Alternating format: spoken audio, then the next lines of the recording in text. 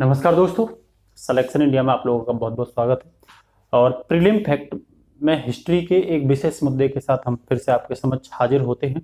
दोस्तों, विशेष इंपोर्टेंट मुद्दा होते हैं, इसीलिए आप इन पर बहुत फोकस किया करिए। आज का जो विषय होगा हमारा प्रीलिम फैक्ट में वो ये है कि अकबर के शासनकाल में उसके द्वारा किए गए सैन्य अभियान, कहाँ कहाँ उसने सैन्य अभियान किए, किसको हराया और उसकी सेना का नेतृत्व किसने किया। और कालाक्रम भी कई बार एग्जामों में देखा जा सकता है कि भाई कौन सा विद्रोह पहले हुआ कौन सा बाद में, इस तरीके से पूछ ले जाते हैं, तो ये उसके लिए बेहद इंपॉर्टेंट है। तो अकबर ने अपना जो विद्रोह स्टार्ट किया था वो 1561 से किया था और उसका अंतिम विद्रोह जो था वो असीरगढ़ का किला जीता था उसने 1601 में। तो लगभग उसने दोस्तों 40 साल विद्रोह, सैन्य विद्रोह किए, ठीक है ना। तो उसमें सबसे पहला जो है वो मालवा का विद्रोह था, ठीक है ना, और ये 1561 में हुआ था, ठीक है ना। यहां राजा जो यहां का जो शासक था बाज बहादुर, उस बाज बहादुर को परास्त किया था और बाज बहादुर के परास्त होने के बाद उसकी पत्नी थी रूपमती। उस समय सतीत्व की मतलब सती प्रथा बहुत ज्यादा प्रचल में था। तो अकबर के किसी भी प्रकार के शोषण से बचने के लिए उसने जहर पी लिया था, रूपमती याद रखना, ठीक है ना, और जहर पी करके वो सतीत्व को प्राप्त हो गई, ठीक है ना। तो तब बाज बहादुर और उसकी पत्नी रूपमती की जो समाधि बनवाई गई थी वो कहां बनवाई गई थी, उज्जैन में बनवाई गई थी, ठीक है ना। तो जिस समय बाज बहादुर को पराजित किया था तो अकबर की सेना का नेतृत्व किया था आदम खान ने, पीर मोहम्मद ने और अब्दुल्ला खान ने, ये याद रखोगे। आदम खान, पीर मोहम्मद और अब्दुल्ला खान ने किया था, ठीक है ना। उसके साथ ही दोस्तों उसके जस्ट बाद ही लौटते समय अकबर ने उसी साल 1561 में ही चुनार के किले को भी क्या किया, फतेह किया था, ठीक है ना, जिसमें अकबर की सेना का नेतृत्व कर रहा था आसम खां, ठीक है ना, याद रखोगे आसफ खां कर रहा था, ठीक है ना। उसके बाद फिर गोंडवाना, तो गोंडवाना पर 1564 में वार किया था। तो गोंडवाना में एक राज्य पड़ता है कटंगा राज्य, सॉरी गढ़कटंगा राज्य, कौन सा, गढ़कटंगा राज्य पड़ता है। उसकी जो शासक था उसकी संरक्षिका थी, उसकी रानी थी दुर्गावती, जो महोबा के चंदेल की राजकुमारी थी, ठीक है ना, चंदेल राजकुमारी थी दुर्गावती, इसका संरक्षक था, मतलब ये संरक्षिका थी वीर नारायण की, ठीक है ना।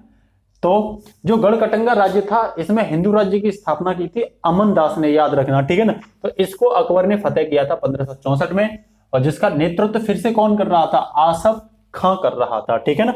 तो गोंडवाना को जीतने के बाद अकबर ने फिर अपना मूड राजपूत राजाओं की ओर बनाया, ठीक है। तो राजपूत राजाओं में सबसे पहला पूछ लेगा जो राज्य शामिल किया था वो आमेर को किया था, ठीक है ना। 1562 में जब अकबर अजमेर जा रहा था, मोइनुद्दीन चिश्ती की दरगाह पर जा रहा था, तो उसी समय बीच में राजा भारमल के साथ उसका पहली बार, ध्यान रखना, राजपूतों में पहली बार जो स्वेच्छा से अपनी अधीनता को स्वीकार करने वाला जो था वो राजा भारमल ही था, ठीक है ना, इसे बिहारी मल्ल भी कहते थे, ठीक है ना। इसने स्वेच्छा से मतलब अकबर में सम्मिलित होने की क्या कर ली, अधीनता स्वीकार कर ली थी। और यहीं पे अकबर ने पहली बार, हम बोलते हैं ना सुलह की नीति में उसका एक जो वैवाहिक संबंध था, वो वैवाहिक संबंध इसी युद्ध में, इसी सैन्य अभियान में, आमेर वाले में पहली बार स्वीकारा था। तो यहीं पर जो राजा जयमल था उसने अपनी बेटी हरकाबाई की शादी किससे की थी, राजपूताना से। क्वेश्चन पूछ ली गया है। तो सबसे पहले वैवाहिक संबंध किससे किया था, राजा जयमल की पुत्री हरकाबाई से, ठीक है ना। उसके बाद मेड़ता पर युद्ध होता है 1562 में, और जो राजा जयमल था इसने अधीनता स्वीकार कर ली और इसका नेतृत्व किया था अकबर की तरफ से सरफुद्दीन ने, ठीक है ना। तो मेवाड़ के अधीन ये कौन था, जागीरदार था, ठीक है ना। उसके बाद मेवाड़ का युद्ध होता है, ठीक है ना। तो मेवाड़ का युद्ध हुआ था 1568 में। उदय सिंह जो था ये डर की वजह से जंगलों में भाग गया और जयमल और फत्ता को क्या कर गया, क्योंकि इसके जो अमीर थे उन्होंने इसे एक राय दी कि जयमल और फत्ता को अभियान का नेतृत्व सौंप करके और वो जंगलों में चला जाए, और ऐसा ही उसने किया था, क्योंकि इसका नेतृत्व खुद कौन कर रहा था, इसका नेतृत्व खुद अकबर कर रहा था। तो यहां क्या हुआ था, पहली बार अकबर जो है यहां पर विजय पा करके और चला गया था, लेकिन ये लोग फिर से विद्रोह करने लगे। तो तब अकबर ने यहाँ पे सरेआम कत्ल का क्या दिया था, आदेश दिया था। और इसी युद्ध में अकबर के व्यक्तित्व पर क्या लगता है, कलंक लगता है। तो इस कलंक को बचाने के लिए अकबर क्या करता है, आगरा आकर के अपने किले के बाहर जयमल और फत्ता, फत्ता मीन्स फतेह सिंह की मूर्ति लगवाता है, ठीक है ना। उसके बाद फिर हल्दी घाटी का युद्ध होता है 1576 में। तो उदय सिंह के बाद शासक बनाया जाता है महाराणा प्रताप को, ठीक है ना। तो महाराणा प्रताप के यहां सेना का नेतृत्व हकीम खां जो अफगानी सूर था और भील, इन्होंने संयुक्त रूप से किया था। और अकबर की तरफ से आसम खां और मान सिंह ने राणा प्रताप को समझाने का प्रयास किया, अब तब नहीं माने। फिर भेजा गया भगवान दास को और फिर अंततः टोडरमल आई, फिर भी नहीं माने। तब संयुक्त रूप से युद्ध होता है और यहां महाराणा प्रताप की हार होती है।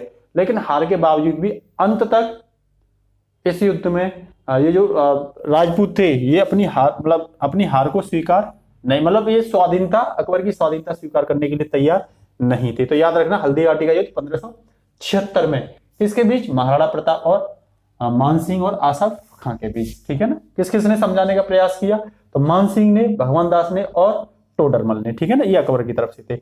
उसके बाद फिर रणथंभौर का युद्ध होता है।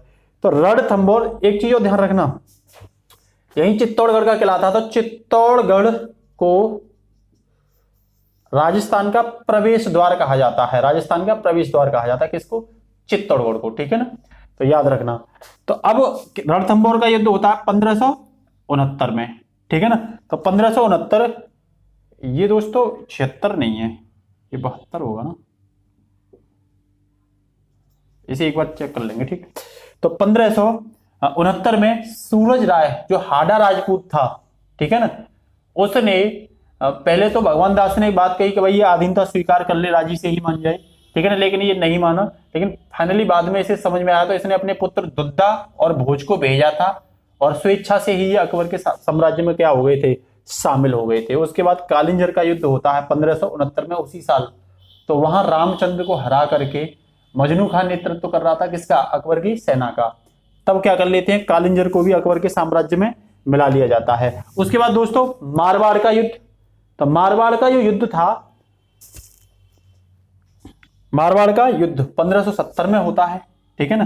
1570 में चंद्रसेन और उसका पुत्र था मालदेव, ठीक है ना। तो इनके बीच होता है, लेकिन ये स्वेच्छा से ही क्या कर लेते हैं, आधीनता, अकबर की आधीनता स्वीकार कर लेते हैं। वैसे ही जैसलमेर 1570 में उसी साल। तो हर राय भी अपनी स्वेच्छा से आधीनता को स्वीकार कर लेता है। बीकानेर 1570 उसी वर्ष। ये तीनों, मारवाड़, जैसलमेर और बीकानेर, एक ही साल अकबर के साम्राज्य में शामिल किए जाते हैं। यहां था राय कल्याणमल, ये भी स्वेच्छा से क्या कर लेता है, आधीनता को स्वीकार कर लेता है। इसके बाद जब अकबर को लगता है कि भाई अब इसकी स्थिति मजबूत हो गई राजपूतों में, और गुजरात की तरफ वो फिर अपना क्या करता है, ध्यान केंद्रित करता है, क्योंकि हुमायूं यहां से वापस लौट आया था और कोई भी अपना संगठन वहां पर कामयाब नहीं कर पाया था हुमायूं। तो उसके बाद अकबर देखता है कि भाई यहाँ का जो वैमनस्य यहाँ उत्पन्न है गुजरात में, और गुजरात एक उपजाऊ क्षेत्र था, तो अकबर के लिए इस रूप से भी क्या था, ये काफी महत्वपूर्ण था। तो पहला जो अभियान होता है 1571 में होता है, ठीक है ना। यहाँ गुजरात का शासक मुजफ्फर खां तृतीय सेना का नेतृत्व करता है और अकबर इसे हराता है। ये हारने वाले हैं, ध्यान रखना दोस्तों। और यहाँ खाने आजम और मिर्जा अजीज कोका क्या करते हैं, जीत जाते हैं, ठीक है ना। उसके बाद गुजरात का सेकंड युद्ध होता है 1572, जो इंपोर्टेंट है, ये बार बार पूछा जाता है, ठीक है ना। यहां मिर्जा हुसैन मिर्जा को हराया जाता है, ठीक है ना, किसके द्वारा, अकबर, खुद अकबर के द्वारा। और इसी गुजरात विजय के उपलक्ष्य में अकबर आगरा से राजधानी फतेहपुर सीकरी कर लेता है। फतेहपुर सीकरी बनवाता है, वहां बुलंद दरवाजा बनवाता है ये, ठीक है ना। वहीं पर इबादत महल बनवाता है, ठीक है ना। ये चीज भी आपको ध्यान रखनी है। उसके बाद फिर बंगाल एवं बिहार का इसका सैन्य अभियान होता है 1574 से लेकर के 1576। यहां ये दाऊद खां को हराता है, ठीक है ना। और कौन, अकबर का ही मुनीम खां सेना का नेतृत्व कर रहा होता है। उसके बाद काबुल को 1581 में जीतता है अकबर। और यहां हकीम मिर्जा की एक बहन थी जिसका नाम था निशा बेगम।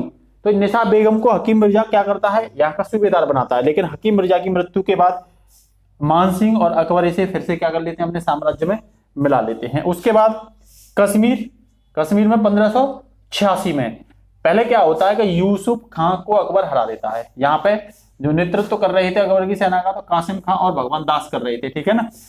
तो यहाँ कर सर्वप्रथम यूसुफ खां को हरा दिया जाता है।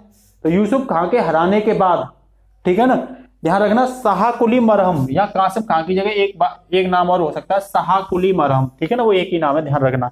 तो इसे हराने के बाद इसका बेटा जो होता है याकूब खां, वो विद्रोह कर देता है दोबारा से, ठीक है ना। लेकिन कश्मीर की सेना परास्त होती है और वो सेना इस मूड में नहीं होती कि भाई दोबारा से युद्ध किया जाए। फाइनली 1586 में अकबर के साम्राज्य में इसे मिला लिया जाता है। उसके बाद दोस्तों सिंध, 1591 में सिंध पर क्या होता है, सिंध पर आक्रमण होता है और जानी बेग को हरा दिया जाता है। किसके द्वारा, अब्दुल रहीम खान खाना के द्वारा, ठीक है ना। उसके बाद दोस्तों नेक्स्ट जो है वो है उड़ीसा का जो विद्रोह हुआ था वो 1590 से लेकर 1551 यहाँ पर हराया था निसार खां को, ठीक है ना। लेकिन नेतृत्व कौन कर रहा था, अकबर की सेना की तरफ से, मुगल सेना की तरफ से मानसिंह इसका क्या कर रहा था, नेतृत्व कर रहा था। वहीं फिर नेक्स्ट विद्रोह जो होता है उससे अगला 1595 में वो बलूचिस्तान में होता है।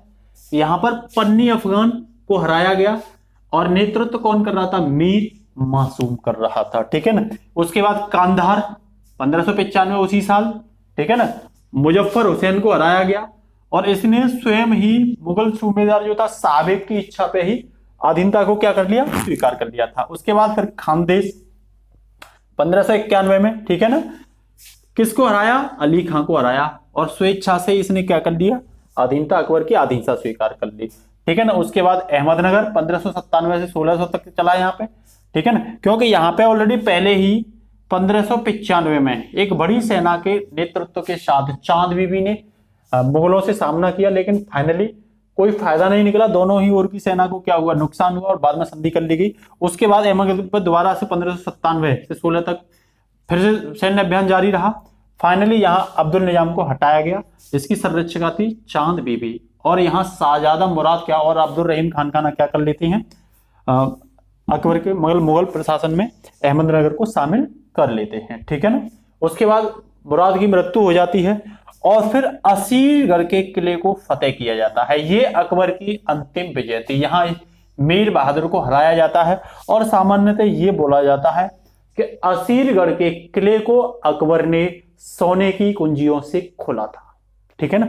तो ये थे अकबर के समय के 9 सैन्य अभ्यास, जो दोस्तों बेहद इंपोर्टेंट हैं आपके आने वाले एग्जाम में, क्योंकि यहां हम बहुत डिटेल से विस्तार डिस्कशन नहीं कर रहे हैं, केवल प्रीलिम फैक्ट का मतलब केवल हम फैक्ट पे बात कर रहे हैं। लेकिन ये कई जैसे कालाक्रम ऑर्डर में आ जाते हैं, पहले कौन सा हुआ, असीरगढ़ का हुआ या हल्दी घाटी का हुआ। अभी हल्दी घाटी पे जब हम बात कर रहे थे तो 1576 ही है, उसका ध्यान रखना, 1576 में ही हल्दी घाट का युद्ध हुआ था, ठीक है ना। तो आज के लिए इतना ही, फिर मिलते हैं एक अच्छे से इशू के साथ। जय हिंद, जय भारत दोस्तों।